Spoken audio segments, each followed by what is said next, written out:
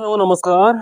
सर्वप्रथमे विश्व प्रसिद्ध महाबारुणी यात्रा उपलक्षे आज आम कंधमाल जिलार हातीमुंडा ग्राम पंचायत स्थित टिकारीपी ग्राम निकटरे अवस्थित जहाँ को आपने जानते मुनि ऋषि मानकर जो आम पवित्र स्थान से जगह आम आज आसी पहुंचीचु। आप देखिपारे विजर ये किसी बाबा अच्छा आमर भक्तगण सतगण अच्छा किसी लोक अच्छा बुझा आम यार किसी रहस्य को जाना कहीं ऋषिमाल नाम नामित करागला एवं यार किसी ऐतिहासिक घटना कौन ये आम आज आम घर किसी बाबा अच्छा बुझ बाबा कौन कहे आज्ञा मोर हूँ जन्मस्थान कतिंगिया मु 16 वर्ष हो गली मु ऋषिमाल काम करुची तथा साधु सन्त आउ विश्व हिंदू परिषद भी मत काम करुची आसिकी मु एते वर्ष हो गले आगरू तो ये भाया भी नथिला एबे ए जुग काल आसी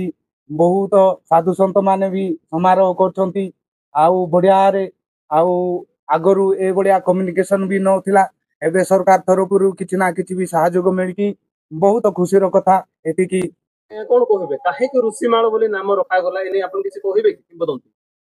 हाँ आज्ञा किसी शुणिबार एका कहबी आउ तो छुटिया पिला को देखी कि थरे एमती एका ऋषिमाल चाल देखि जीवा बोले आसलु महाबारुणी पड़ुची आसलु एठे जगह केमती सेठे गोटे पंडित भाईटे कहिथिले जे एठे कर्दम्ब ऋषि वासस्थान करिकरी तपस्या करुथिले सत्य जुगरे ना तापरे त्रेतया जुगरे मध्य श्री रामचंद्र आसी एठे पादुकारु गंगा माता प्रसन्न होइथंती बोली मध्य समस्त महाबारुणी बोली समस्त तीर्थवासी एठू आनंद आसुचु आम भी बुटागुड़ारू बहुत वर्ष है आसुचु आथर आसीचु आ भाई मान सहित बहुत साक्षात हलु बहुत आनंद भी आम से साधु भाई मैंने भी बुलेले सब आनंद बुलू आईटा हूँ मेडिसिन गृह ये मेडिसिन पत्र चेरमुरी गाथाए धनंतरी कविराज बद्य बोली नामांकित तो अच्छी आज्ञा आ कौन कहबी मोर एतिके मंतव्य दे जय श्री जय श्री राम। आज्ञा कौन कहे पवित्र महाबारुणी पर्व उपलक्षे एखार आप आयोजन कर आपंकर आयोजन रही अतिथि मुख्य अतिथि भाव में योगदान देते जनइबे। हाँ आज्ञा यहाँ हूँ आमर पवित्र महाबारुणी जोटा कि आम 4 वर्ष को थे आसे महाबारुणी प्रत्येक वर्ष बारुणी हुए किंतु 4 वर्ष को थे महाबारुणी हुए आमर ये कंधमाल डिस्ट्रिक्ट दारिंगबाड़ी ब्लॉक आमर पंचायत हातीमुंडा ग्राम तामांगी पिड़िकारी पी साई अंतर्गत आम ऋषिमाल जोटा से आमर अतिथि रूपे आसुँच मनोज आज्ञा जोटा कि आमर संघर गोटे मुख्य कार्यकर्ता से अतिथि रूपे आसुँच समस्त से एक धारणा को लेकिन तैयार कर मैनेजमेंट आमर रोषेपा आंचलिक कार्यक्रम सांस्कृतिक कार्यक्रम आज लगी रहिबो तो से हिसाब से सब आम ए अंचलवासी पिड़िकारी साहीवासी मैंने सब मैनेजमेंट कर डायरेक्ट दी धन्यवाद आज्ञा।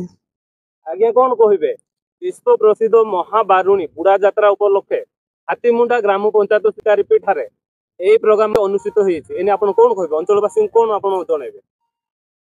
हाँ सर्वप्रथम समस्त नमस्कार।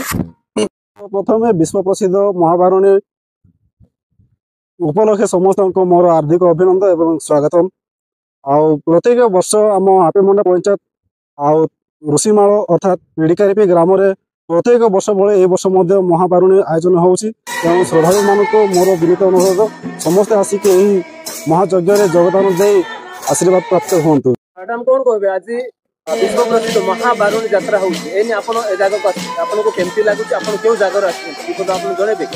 प्रथमे मो नमस्कार जनाऊे आम आसी बारुणी यात्रा होची एटा वर्ष को थरे हुए आम दारिंगबाड़ी ब्लॉक राष्ट्रीय ग्रेवड़ी ग्राम आसिकी आम गोटे बहुत भल लगे भी आसिलु एठी बुलिलु आउ 2 दिन प्रोग्राम अच्छी प्रोग्राम सरला पर आम गाँव को फेरीजु आसिलु एटा गुंफा बुलिलु आसिक से तल आड़े मंदिर भी अच्छी से मंदिर भी आम दर्शन करूँ आसला पर एठी बहुत भल भी लगुच आसिक एठी बुलिलु दर्शक मान कौन कह मु खाली एतिकी जनइबा चाहे जे सेमाने भी आसंतो एठिकी बुलिकी जांतु एठिका परिवेश किपरि अछि सेटा देखिकी जांतु सेमाने भी स्नान हमर जो होची को जुग रही केबुडू एटा स्टार्ट होइछन आज्ञा ये तो सत्य जुगर पीठ तो पीठर महात्मा तो आज्ञा आपण पद्म पुराण नृसिंह पुराण भगवत महापुराण सबुतिर आपण पाई पारिबे तापर आम पहाड़र किछि करिया बोली दिने चिंता करी आगो को बढ़िथिलु ରାସ୍ତାଘାଟ ତ କିଛି ନଥିଲା, ଜଙ୍ଗଲ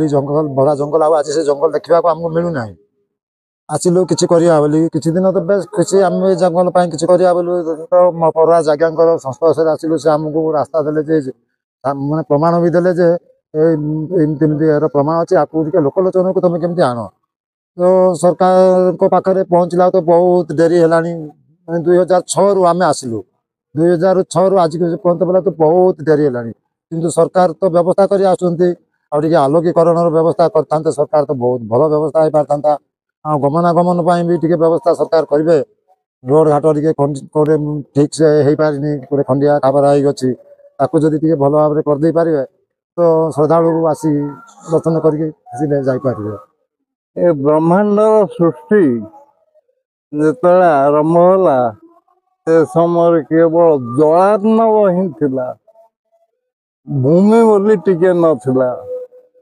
ଏ ଭୂମି କେତେବେଳେ ଉଦୟ ହେଲା ନା ମଧୁ କୈଠବ ଅସୁର ନାମକ ଯୋଡ଼େ ଦୈତ୍ୟକୁ ଭଗବାନ ବିଷ୍ଣୁ ଯେତେବେଳେ ଛେଦନ କଲେ, ତାଙ୍କ ମେଦରୁ ଏ ମେଦିନୀଟା ସୃଷ୍ଟି ହେଲା।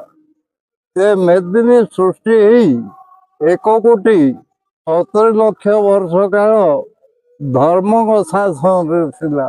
ତେଣୁକରି ଶ୍ରୀମଦ୍ ଭଗବତ ଗୀତାରେ ଇଏ ବ୍ୟାସଦେବ କହିଛନ୍ତି, ଧର୍ମ କ୍ଷେତ୍ରେ କୁରୁକ୍ଷେତ୍ରେ ସମବେତା ଯୁଯୁତ୍ସବା ମାମକା ପାଣ୍ଡବା ଶୈବ କିମ କୁର୍ବତ ସଞ୍ଜୟ।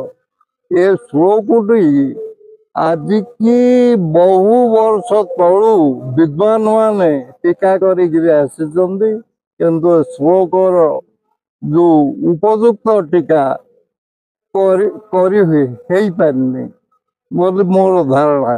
ଯେହେତୁ ଧର୍ମ କ୍ଷେତ୍ରରେ କହିଲେ ଧର୍ମ ଭୂମି କୁରୁକ୍ଷେତ୍ର ବୋଲି କହୁଛନ୍ତି, କିନ୍ତୁ ଏଇଟା ସମ୍ଭବ ନୁହେଁ। ଯେହେତୁ ଧର୍ମ କ୍ଷେତ୍ର ବୋଲେ ଧର୍ମ କ୍ଷେତ୍ର ମଧ୍ୟରେ ସୃଷ୍ଟି ହୋଇଥିବା କୁରୁକ୍ଷେତ୍ର ମଧ୍ୟରେ ସମବେତ କୁହନ୍ତି କୋଉମାନେ ନା ଯୋଉମାନେ ଅଯୁଯୁତ୍ସବ, ଯୋଉମାନେ ଯୁଦ୍ଧ କରିବାର ସପକ୍ଷରେ ନୁହନ୍ତି, ଜ୍ଞାନ ତପସ୍ୟା ତପ ଇତ୍ୟାଦି ଯୋଉମାନେ କରନ୍ତି ସେମାନେ ସମବେତ ହେଇଛନ୍ତି। ସେଇ କ୍ଷେତ୍ର ଇଏ ଗୋଟେ ଅଂଶ ବିଶେଷ ଆମର ବାରୁଣୀ ସ୍ନାନ। ଆଜି ଦେଖନ୍ତୁ ମହାମା ବାରୁଣୀ ତୀର୍ଥ କ୍ଷେତ୍ରରେ ଯେଉଁ କାର୍ଯ୍ୟକ୍ରମ ହେଉଛି, ଏକ ଭବ୍ୟ କାର୍ଯ୍ୟକ୍ରମ। ଆଜି ବହୁତ ଗୋଟେ ଆନନ୍ଦର ଦିନ। ବହୁତ ସାଧୁ ସନ୍ଥ ଶହ ଶହ ସଂଖ୍ୟାରେ ଆଜି ଉପସ୍ଥିତ ଅଛନ୍ତି ଏଠାରେ। ସାରା ଓଡ଼ିଶାର ଲୋକ, ଗଞ୍ଜାମ, ଗଜପତି, କନ୍ଧମାଳ ଜିଲ୍ଲାରୁ ଆଜି ଭକ୍ତ ସୁଅ ଛୁଟିଛି ଏଇଠି। ତେଣୁ ଏଟା ତୀର୍ଥସ୍ଥଳୀ ବୋଲି ଆକୁ ପୁରାଣରେ ବର୍ଣ୍ଣିତ କରାଯାଇଛି। ଯେ ଗଙ୍ଗାଙ୍କ ଠାରୁ 1000 ବର୍ଷରେ ବଡ଼ ବୋଲି ଋଷିକୁଲ୍ୟା ତୀର୍ଥକୁ ପୁରାଣରେ ଭୁରି ଭୁରି ପ୍ରଶଂସା କରାଯାଇଛି। ତେଣୁ এই ଜାଗାକୁ এই ଚୈତ୍ର ମାସ ଶୁକ୍ଳ ପକ୍ଷରେ ଯେଉଁ କାର୍ଯ୍ୟକ୍ରମ ଅନୁଷ୍ଠିତ ହେଉଛି, ତେଣୁ ସମସ୍ତେ ଭକ୍ତ ସୁଅ ଛୁଟି ଆସନ୍ତି ଏଠାକୁ ଦର୍ଶନ କରିବା ପାଇଁ। ତେଣୁ ଆଜି ଭବ୍ୟ କାର୍ଯ୍ୟକ୍ରମରେ ଉପସ୍ଥିତ ଅନେକ ମନ୍ତ୍ରୀ, ନଗର ଉନ୍ନୟନ ମନ୍ତ୍ରୀ ଆସିବାର ସମ୍ଭାବନା ରହିଛି। ଆଉ ଜିଲ୍ଲା ସ୍ତରରୁ ଯେଉଁ ହିନ୍ଦୁ ସଂଗଠନର ଏକ ବରିଷ୍ଠ କାର୍ଯ୍ୟକର୍ତ୍ତା ମଧ୍ୟ ଉପସ୍ଥିତ ରହିବେ, ଗଜପତି ଜିଲ୍ଲାରେ ମଧ୍ୟ ଉପସ୍ଥିତ ରହିବାର ସମ୍ଭାବନା ରହିଛି। ତେଣୁ এই କାର୍ଯ୍ୟକ୍ରମ ସମସ୍ତଙ୍କୁ ଆଜି ଆନନ୍ଦ ଦେଇଛି। ଆଜି ମନସ୍ଥ ଆନନ୍ଦରେ ଖୁସିରେ ମାନେ ଅନୁଷ୍ଠିତ ଅଛି ଆଜି କାର୍ଯ୍ୟକ୍ରମ।